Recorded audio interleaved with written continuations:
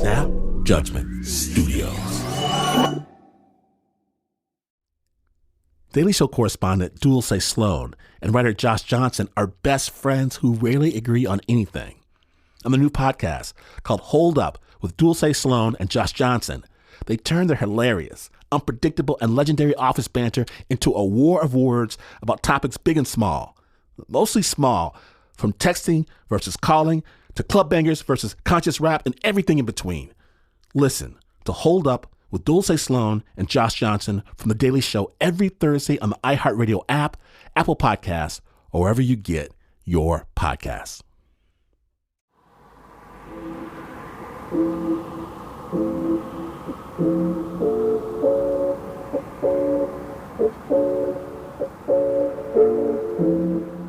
What comes to your mind when you think Alaska? The way Denali, one of the tallest mountains in the world, cuts through the clouds? Or maybe your folks went on a cruise and saw the whales? Perhaps you even read those Jack London adventure stories in high school. Call of the Wild, Deadliest Catch. Did you ever want to see Russia from your house? You see, Alaska is still a very wild place. America's last frontier, and by now, we know that frontier was built on top of someone else.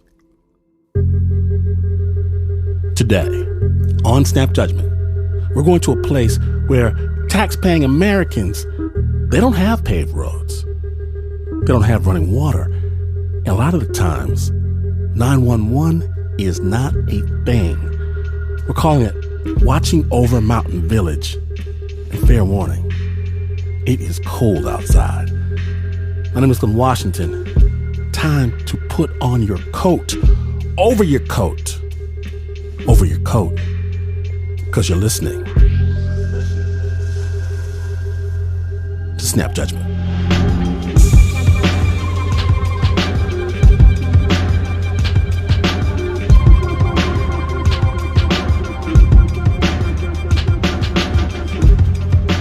We begin by meeting one of the many people fighting the good fight at the edge of the world. A quick note, today's story is all kinds of real life. It contains strong language and involves suicide and violence. Sensitive listeners, please be advised. Reporter Teresa Katsourelis has a story. Those close calls will probably forever haunt me.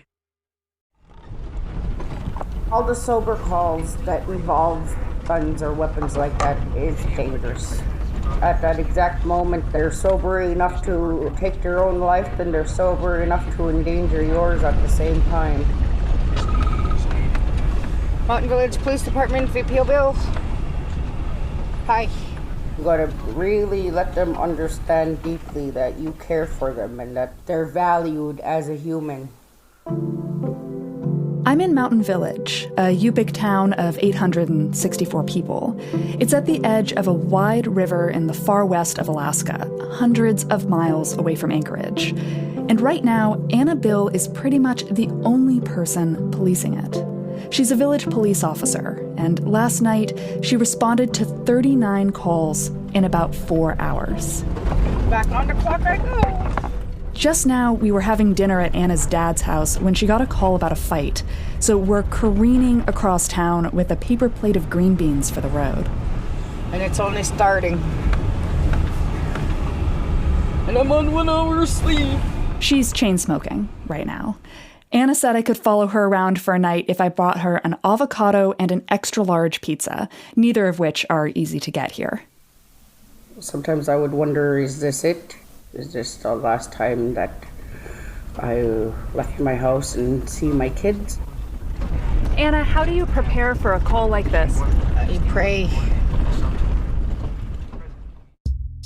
Anna was born in Mountain Village. The village is off the road system. It's only connected to the outside world by this airstrip at the top of a hill. A little Cessna plane brings people bulk orders of toilet paper and bunches of green bananas, along with their Amazon orders, prescription medications, and the occasional public health nurse.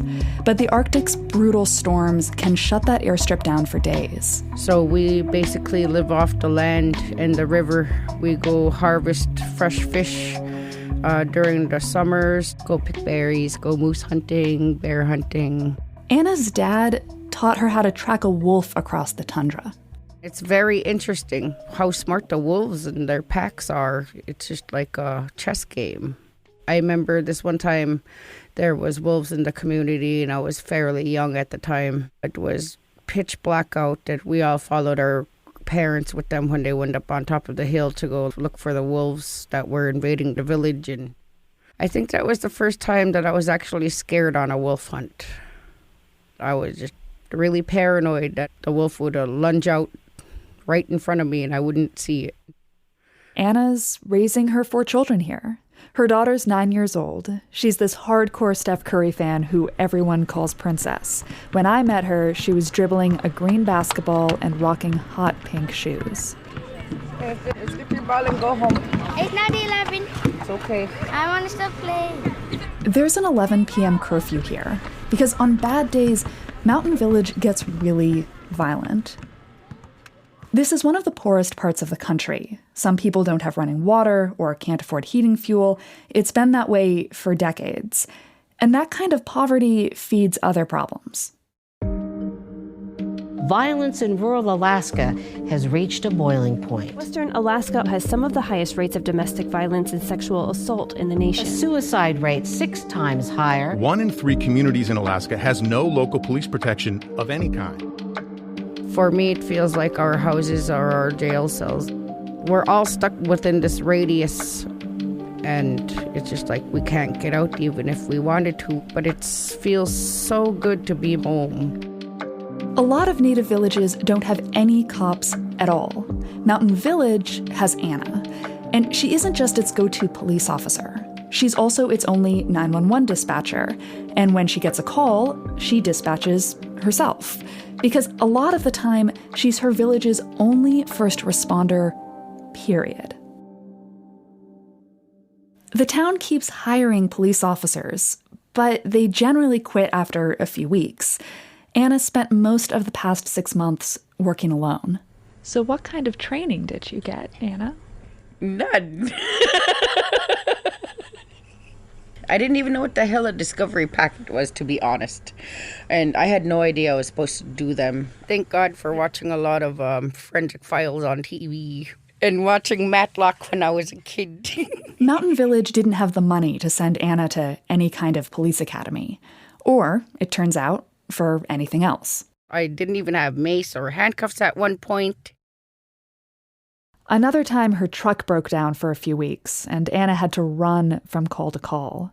And because Anna isn't a trained police officer, she's not certified to carry a gun.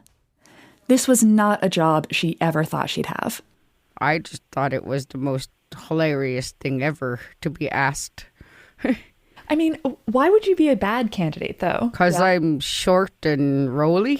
Everybody else in town's like big and muscular. The men get logs and moose hunt, and here I am, just little old roly woman. Anna also has asthma, which she says makes running after perps a challenge. In my mind, they're going to hear me wheezing, so they'll know exactly how far behind I am from them. And when they quit hearing the wheezing, they know they got away. But the man who was policing Mountain Village at the time insisted she'd be good at it. So Anna decided to go fishing and prey on it. I'll be on my knees on the ground, holding the monarch stick steady as if I'm in tune with nature, looking up at the sky with the sun breeze coming down on me as I inhale a deep breath and let it go with the wind and just pray for everything that's bothering me.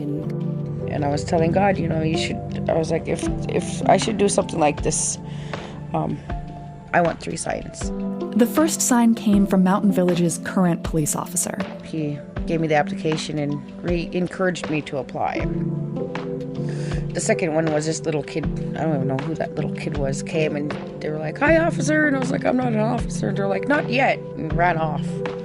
And I've never seen that kid to this day. I don't even know where that kid went or if it was just an angel. The third sign came from a village elder. She came and she she said that I would make a really good police officer.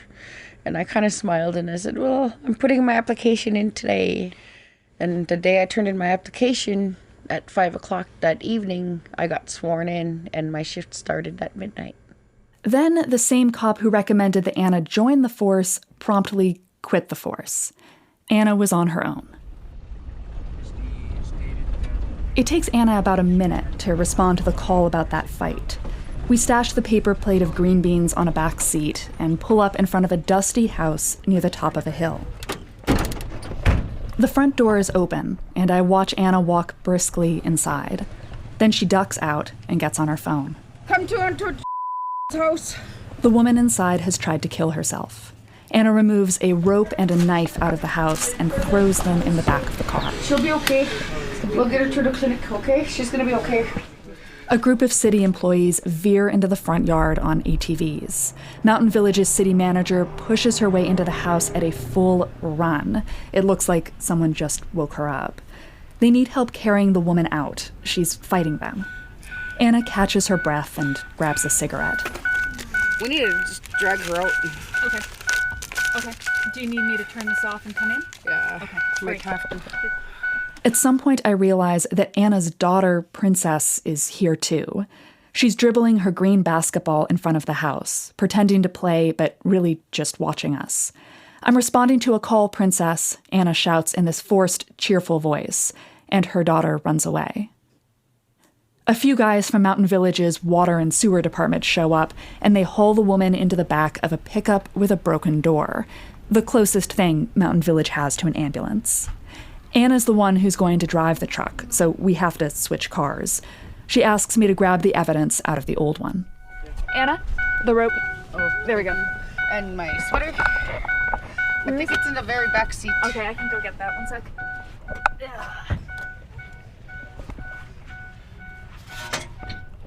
Anna, do you need the knife? Oh yeah, and I got the knife too, please. Okay, I'll have to get in the other door. Hang on. A few men jump in the back of the pickup to restrain the woman. Are you guys ready?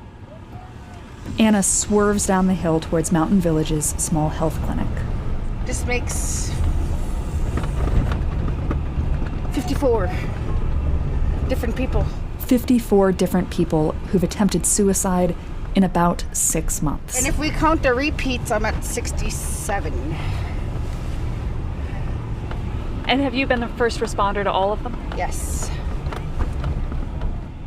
According to Anna's police records, between 5 and 7% of the town's entire population attempted suicide in a 6-month period. Anna has helped save them all. She's responded to up to 3 suicide attempts in a day. She's cut down people who've tried to hang themselves. She hasn't lost anyone.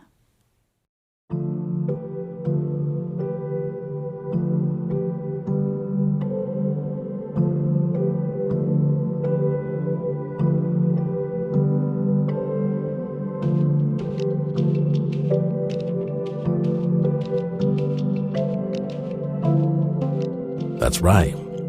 Anna just saved a woman's life, and her night is just getting started. Snap judgment. Stay tuned.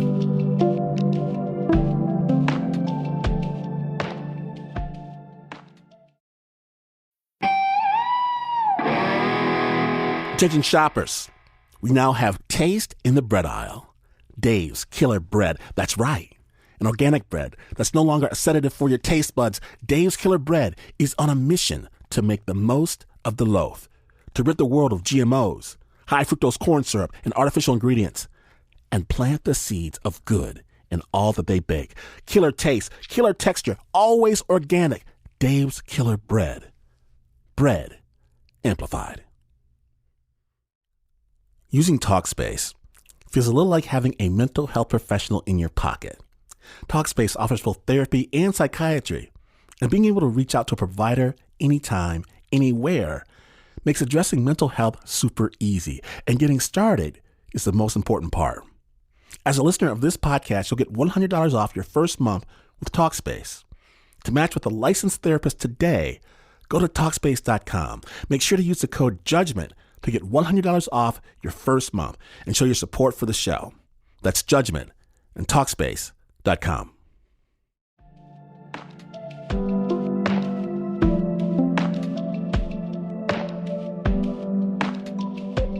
Welcome back to Snap Judgment, the Watching Over Mountain Village episode. When last we left, Anna had just helped save a woman's life. It is not the first time, and it will not be the last. Snap Judgment. We drop off the woman who attempted suicide at the clinic. But we both have to get out of our bloody clothes. We can't be in bloody clothes no more. She didn't wear gloves during the suicide attempt. The city of Mountain Village sometimes runs out of them. Besides, who wants to walk around with bloody clothes all day? Like, if I show up on a call and I'm bloody, they're gonna look at me and wonder, what the hell, you know? I might scare them. Anna says gallows humor keeps you going in this job. I'm not really sure how to react, to be honest, so pretty soon I'm laughing too. You're like, oh God. She's on 1 hour sleep. She's bitchy and bloody. If you want to go in my house, you can. Sure, yeah.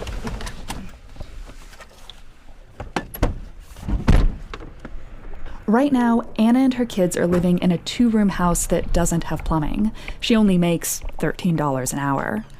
An old friend of hers is over there taking care of things while Anna's at work. He's watching Rogue One on Anna's sunken couch. Hello. Hey, how are you? He's a former Mountain Village police officer himself. And he's also made dinner for us. Pork chops and mashed potatoes. What do you think of Mountain Village so far? Is it like this every Friday? Every other day. Serious? Anna sinks into the couch. It's around 7 o'clock and she's helped save one person. This night's not over yet. The job is relentless, but Anna is too.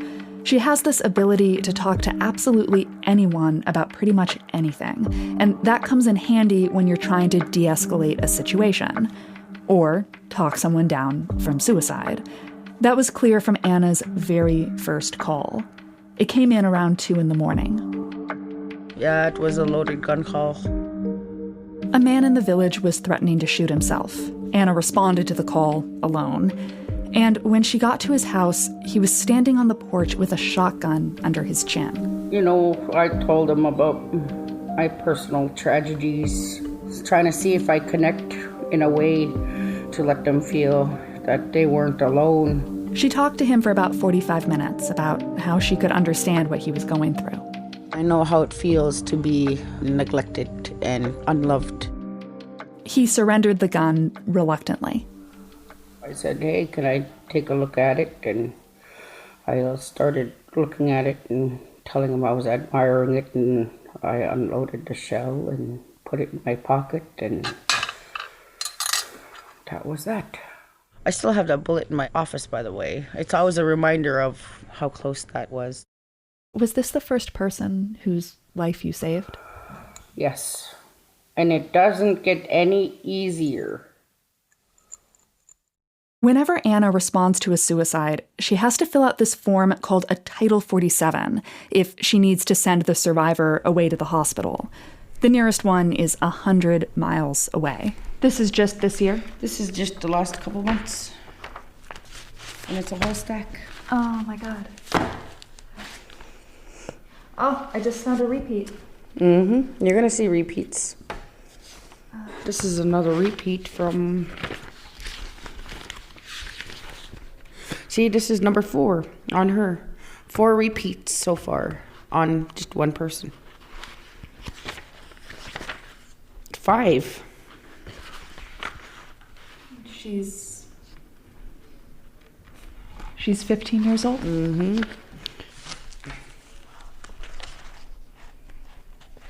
A 15-year-old girl tried 5 times to commit suicide.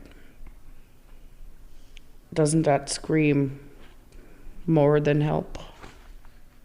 She doesn't think they're getting the care they need. That nearby hospital is understaffed, and Alaska's state hospitals routinely run out of beds for people. We eat a few bites of the pork chops. Anna pours us both some Tang. My adrenaline rush is coming down and I'm getting shaky. And then watch, I'll get really nauseous. Suicide attempts. It always make me feel really sick. I attempted suicide when I was young at one point. I tried to take a handful of pills and survived. Anna's family kept running out of clothes and heating fuel when she was a kid. When she got together with her first boyfriend, she felt like she was transitioning away from them, becoming a different person. I think it was because he used to always make me laugh. We were both really young. He was already really abusive.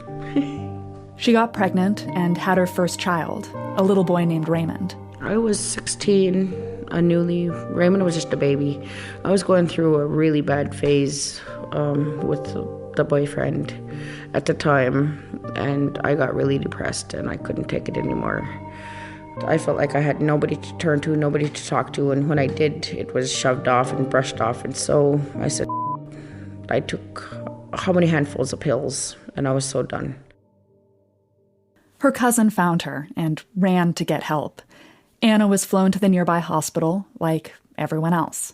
I remember waking up and seeing the hospital lights, looking over and seeing my uncle's really worried face. He seemed anxious or nervous and got me some water. And I remember thinking about Raymond, and then it really hit me of exactly how stupid I was and how selfish I was being. Did you think anything specific about Raymond in that moment? Yeah, I wanted to be there for him and his future. I was wondering, nobody else can provide for your kids better than their mom or their dad. And so I wanted to be there to watch him grow. You know, I had to learn how to live from there on out as a mother and as a person. How to live, how to break the cycle of abuse and alcohol, the destruction. Anna and her kids rely on each other. Sometimes her kids just show up when she's responding to calls, the way Princess did in the middle of that suicide attempt. Anna says they like to check and see if she's okay. MVP. Yes. Okay. Bye. I had to sanitize my cuffs. Even my cuffs were all bloody. Ugh. So nasty. Oh, can I get my wallet really quick?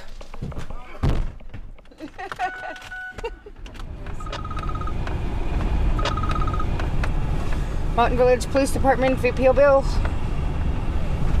Yeah, I'm going to go do that as soon as I deal with one more call. This day really started. Breathe. Tomorrow.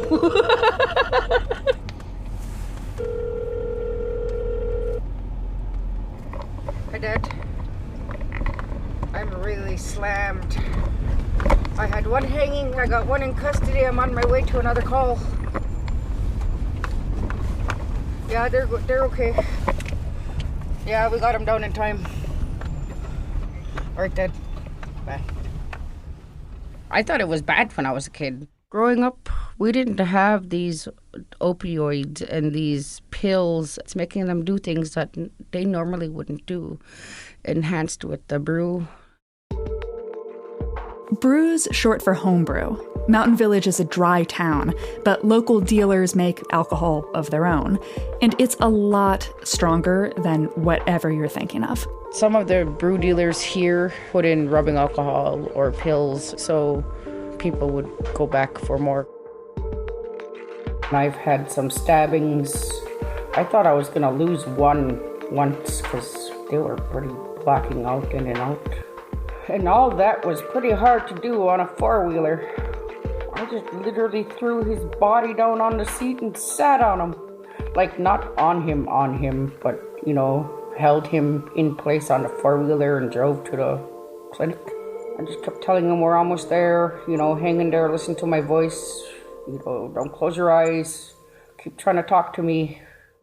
I had 9 active shootings. You have somebody ring the village siren. When you hear the siren go off, you know it's a lockdown.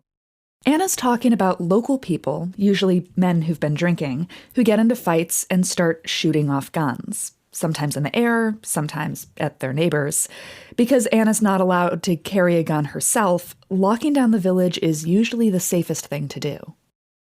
Some of these violent calls, Anna, I don't know if you've been following some of the controversies going on with cops or police officers in the lower 48, but where I'm living right now, if a guy is armed and threatens a cop, he usually gets killed.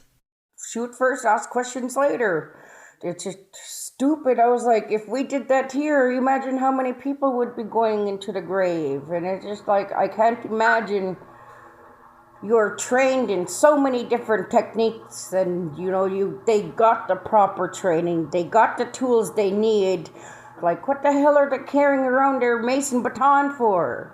They don't, just because we're minorities and our skin is brown, that they think we're stupid most of the time. They don't understand that we know our rights, and a lot of us know, we're being screwed. Do you ever think about what Mountain Village would have been like if, the state of Alaska wasn't imposed on top of it? It destroyed our communities. We didn't even know what alcohol was until it was introduced to our people. And now, alcohol was foreign. And not being able to speak our tongue, most of us, we can't even understand the elders. And now most of our elders are gone. It's just sad. Anna's developed her own way of policing Mountain Village. She doesn't really judge anyone for what she catches them doing. They're a person, they have feelings, and I never had time to think of the person if they were good or bad, because it's not my place to judge. This one time, I saw Anna talk to this shaggy-haired guy for about 10 minutes. She gave him a hug, he told her he was doing better, and I assumed they were old friends. When the guy walked away, Anna told me she'd arrested him the week before. He'd resisted and busted her knee. Her doctor said she might need surgery. The people Anna's helped tend to thank her quietly. They text her late at night or awkwardly wave at her when they're waiting in line at the grocery store. I had one that attempted when I first started, and they came back and she said, what, all these months I've been meaning to tell you thank you.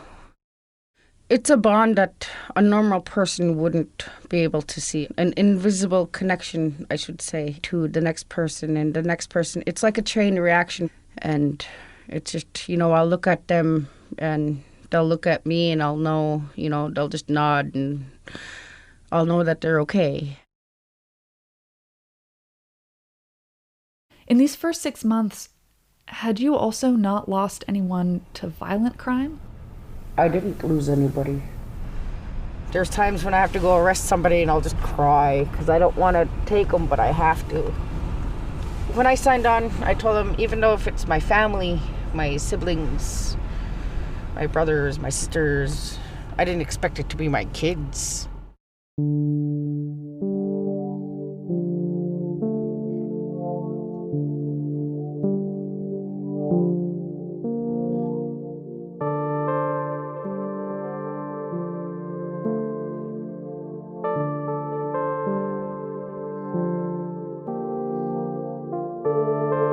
It is not over. After this short break, Anna responds to one of the hardest calls she has ever received. Stay tuned.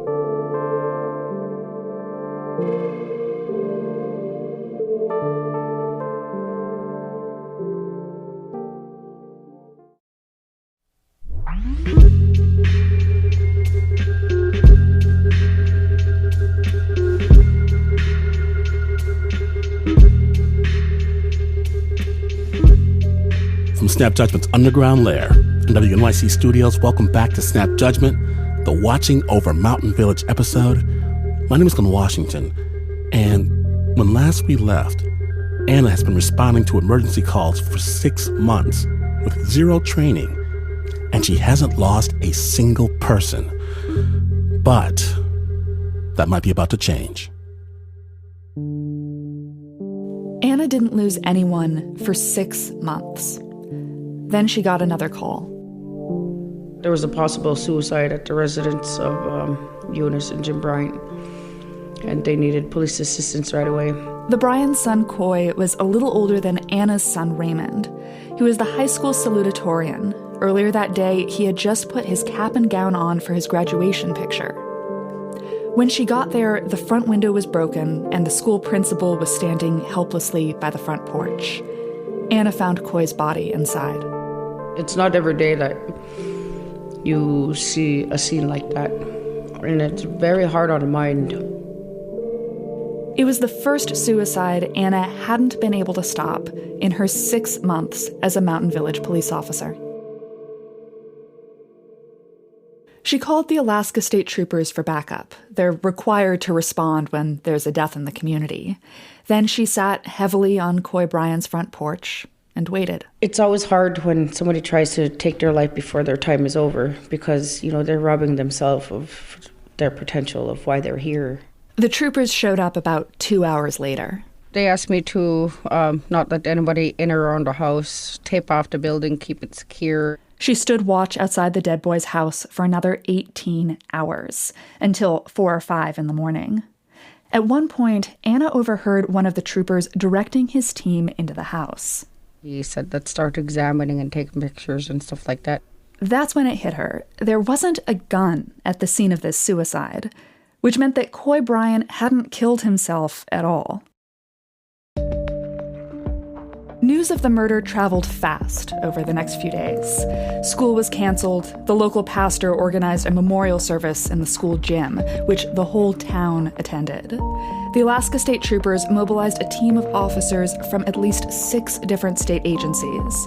Investigators flew into Mountain Village from Palmer, Fairbanks, and Soldotna, and they wanted Anna's help. They were asking if who was all involved, what do I know? The troopers said that Coy had been shot at close range in a robbery gone wrong, and they thought the assailant might be someone his age. Mountain Village's high school is small. If Coy was shot by one of his classmates, Anna thought there was a good chance her son Raymond knew who did it. She had him when she was 16, and they've always been close. I know his looks, and I know when he's hiding something from me. And, that's when I knew. I was like, he knows something.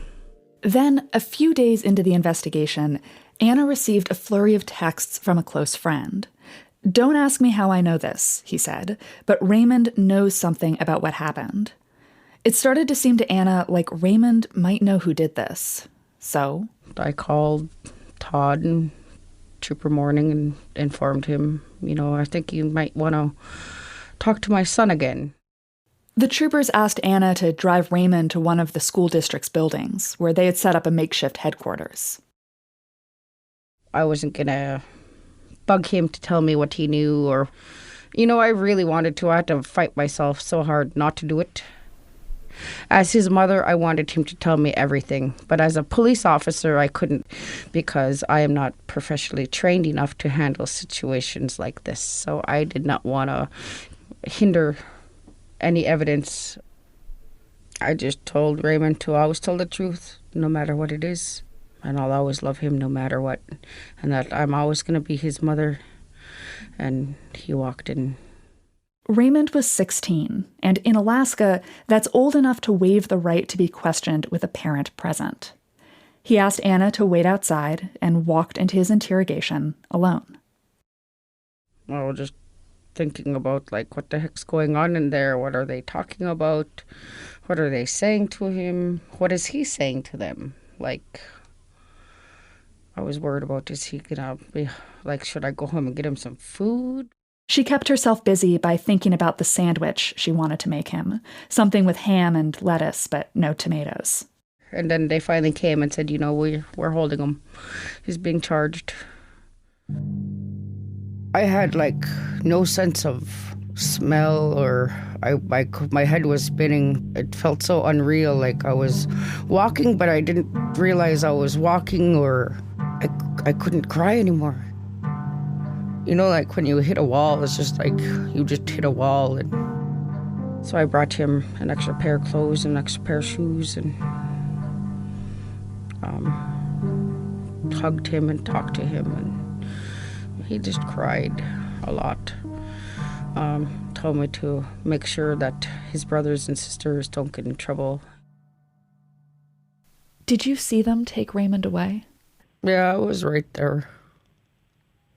It was really hard knowing that I had to let them take him. But at the same time, you know, I had a job to do too.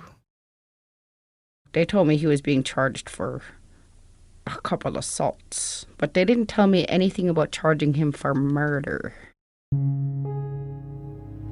They charged Raymond with first-degree murder. He's being tried as an adult. The troopers say that Anna's son confessed to killing Coy Bryan in a haphazard robbery. They claim that he shot Coy twice with one of his own guns, once in the back as he tried to run, and once at point-blank range. Anna didn't leave her house for days. Why didn't I see it, or why didn't I know, or maybe I'm just working too much that I don't realize what they're doing when I'm not there. Raymond was the one who made sure her other kids ate lunch. He's chided her daughter, Princess, about cavities. But she's also caught him drinking with some kids by the dump. He and some other teenagers had broken into a storage unit by the gas station. At one point, he was suicidal, just like Anna had been when she was 16. Were you worried about him? I was at that point where I was getting really frustrated with him. I knew he was starting to make choices that he shouldn't be doing, hanging out with the wrong type of friends and being influenced in the wrong way. Some people in Mountain Village think Raymond did this.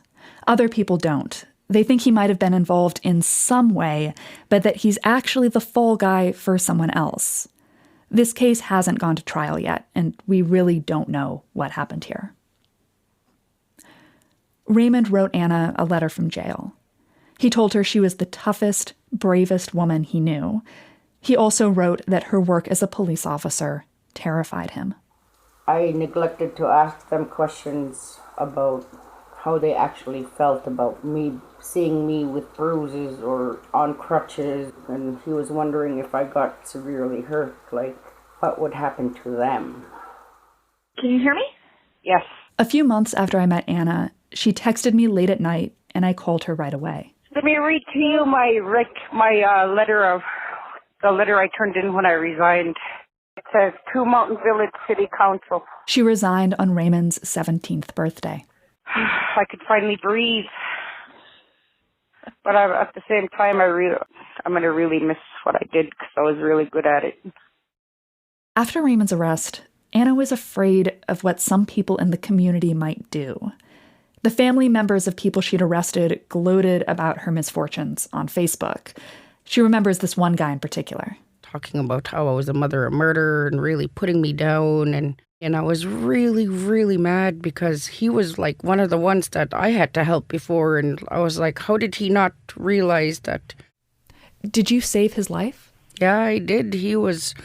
it was wintertime. He was behind a hill, frozen, drunk. He would have froze to death if I didn't climb back there, crawl back there and pull him out and bring him back to town. And that happened twice. I stayed inside my four walls. I didn't go anywhere. And I got a knock at the door. It was a woman from the village who she'd never really talked to before. I was kind of hesitant, and I opened the door and put on a fresh pot of coffee, and we started drinking coffee, and we started smoking, and then they started telling me that they really appreciated everything that I was doing for the community, that I made everybody feel safe, made everybody feel valued, and that, you know, I was there. And she kept, she put her hand on my back, and she was like, you know, I really, really want you to know that we really appreciate you, and you're very cherished. And don't ever, ever, ever think that you're alone. And, you know, I broke down crying, and she left. And then, like, an hour or two later, another person showed up, asked if I wanted to smoke with them.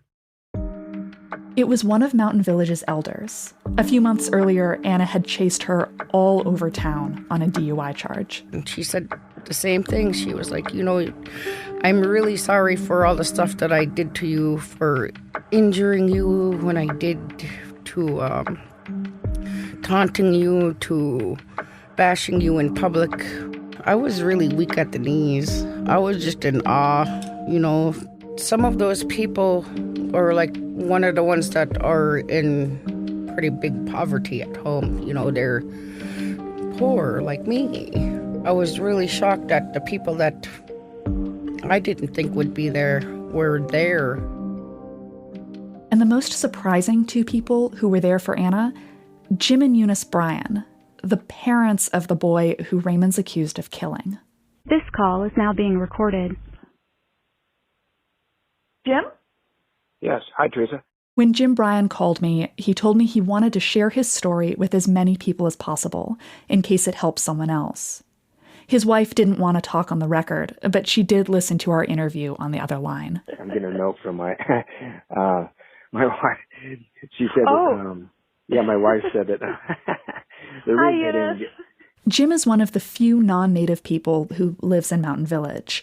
His wife Eunice was born and raised here. They teach at the village school, and Coy was their only child together. We did almost everything together. When he'd smile, he'd try not to smile with his mouth. It was really kind of funny. Ever since he was born, I always would touch my forehead against his forehead, even if he was sleeping. So when I woke up to go to work, I'm thankful that I woke up and touched my forehead before I left. It's hard for me in the mornings. That's my worst time. So I try to just get out of bed right away. It's a sickness that I can't explain. You know, Raymond's innocent until proven guilty in court. But I knew Raymond, you know, and I talked to him. I wanted to add too is right away from the beginning, a sense of total forgiveness, and that's hard to explain to people. You ran into Anna a few weeks after Raymond's arrest. She was going to church, and I was just leaving, and then we hugged. It gets to your heart, you know. There's some welding up in there. And then the pastor had given me a moose tongue to give to my wife, and so I gave it to Anna. I go, here, you guys. And she said she'd cook it. And they'll go home. Oh, good, we'll cook it for dinner. We had no words. You know, we looked at each other, and our eyes said it all. We just started crying, and when he hugged me, you know, you could feel God's love. She still didn't feel like she could be the town's police officer again. But Mountain Village couldn't replace Anna. No one else could keep up with the police department's call volume, let alone manage the stress of the job. So the community went weeks without any local law enforcement at all. After I quit, you know, I was already really missing it. Some of the elders would tell me that they didn't feel as safe anymore because I wasn't working, and that they felt very valued when I was working because I would answer and respond to the calls, unlike the other officers who don't even show up or don't even answer. So Anna decided to go back to work. A man died of suicide the night before she went back on the clock. And it wasn't just anyone. It was actually a relative of the woman who attempted when Anna showed me around town.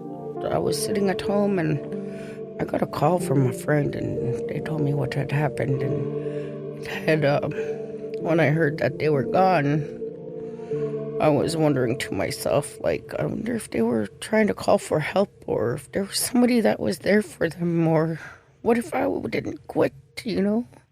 When I went back, I returned back with a sense of urgency. Anna, how many attempts do you think you've responded to since going back to work? I lost count. I quit counting and I started counting on,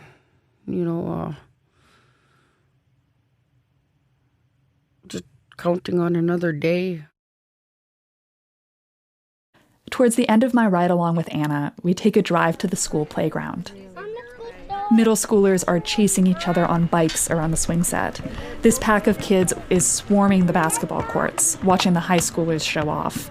Anna's daughter, Princess, is there too. Alicia, you guys gotta go home. It's curfew.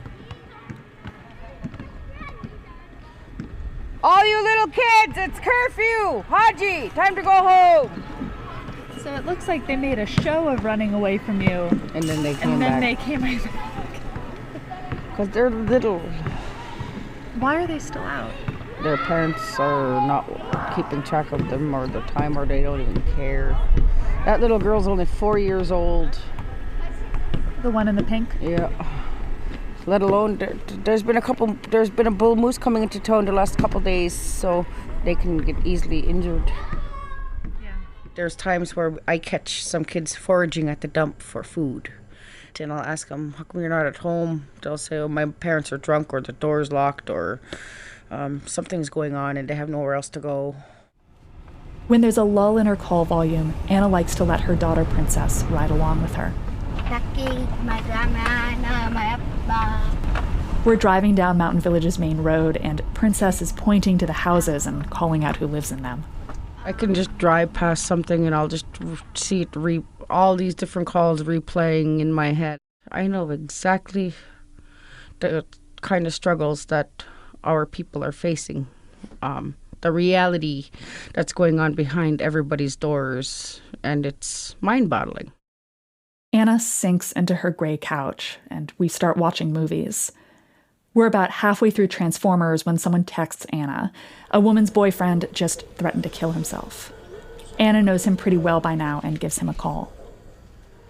Do you have any plans to harm yourself? No. Do you have any plans to harm others? No others. So what's your safety plan then? Their lives. And can you tell me why?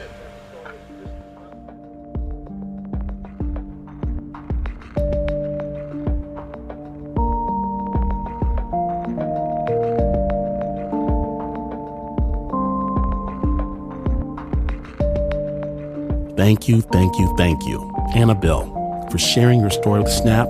Reporter Teresa Katsourelis rode along with Anna back in the summer of 2018, and they've been chatting with each other ever since.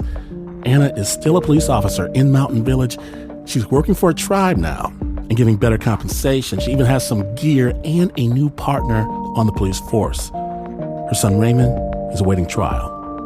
Anna also says Mountain Village's suicide rate seems to be getting better, which she attributes to grassroots programs that the community started themselves.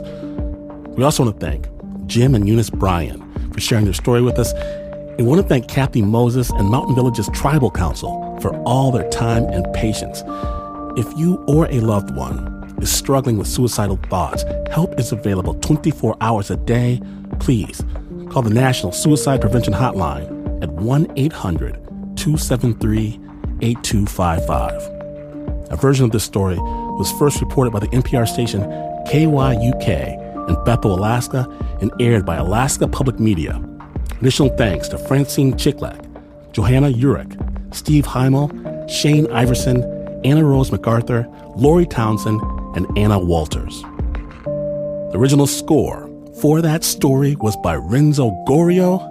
It was produced by Teresa Katsourelis.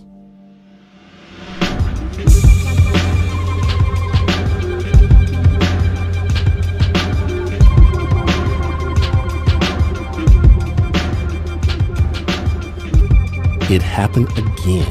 I know, magic, space, time, story. If you missed even a moment, get the amazing Snap Judgment podcast wherever you get your podcast. Get this one. Do me a favor, if you will. If you dig the Snap, let somebody know. You asked, we listen. It's a Snap merch alert. Sound the alarms. We have limited edition Snap stickers and mugs available right now at our Patreon. Let the world know you Snap. Patreon.com/snapjudgment. Patreon.com/snapjudgment. Support storytelling you won't hear anywhere else. And if you want to witness our funky, fabulous friendship circle, follow Snap on Instagram. At Snap Judgment Radio, Snap is brought to you by the team that can only experience the wild from atop a luxury cruise liner. With a properly stirred martini at hand, make sure his pillows are properly stuffed or there will be trouble. The Uber producer, Mr. Mark Ristich, Anna Sussman, Renzo Gorio, Pat Mesiti-Miller, John Facile, Shayna Shealy, Liz Mack, Marissa Dodge, Nika Singh, Eliza Smith, Lauren Newsom, Taylor DeCott, Flo Wiley, Nancy Lopez, and Leon Morimoto. This is not the news. No way is this the news. In fact, you could hike through the frigid wilderness looking for a place to relieve yourself, discover an outhouse where everything is frozen over, only to return 3 months later and wish desperately that things were still frozen over. And you would still not be as far away from the news as this is. But this is WNYC.